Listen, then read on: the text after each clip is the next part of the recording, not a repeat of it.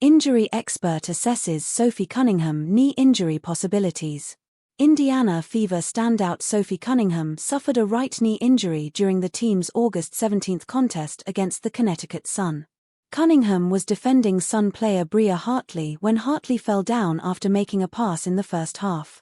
She was falling down as she delivered the ball and rolled up on the outside of Cunningham's knee as she was falling. Cunningham immediately clutched her knee, began hobbling around for a few moments, and then ultimately fell to the ground on the baseline, clearly in a lot of pain. After being attended to by members of the Fever staff for a few minutes, Cunningham ultimately went to the locker room and didn't return to the game.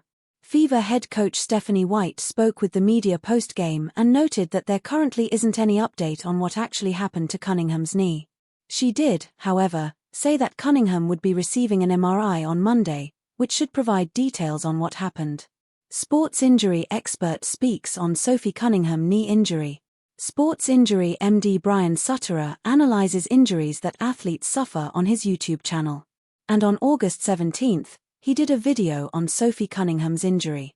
After detailing what's actually happening to Cunningham's knee when Hartley falls on her, Sutterer noted that this play could potentially cause an ACL tear.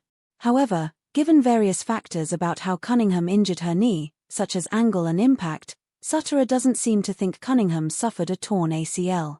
From there, Sutterer spoke about the potential of Cunningham suffering an MCL injury, potentially a tear, which he seemed to think was more likely than an ACL injury. This is because the MCL sits on the inside of the knee, which is where the stress and stretch from Hartley falling onto the outside of her knee would have come from. A third option Sutterer spoke of was a potential kneecap dislocation, which he said is definitely something we have to keep in mind here. In summary, Sutterer said that he thinks the most likely outcomes is a potential injury to the MCL ligament or perhaps a kneecap dislocation.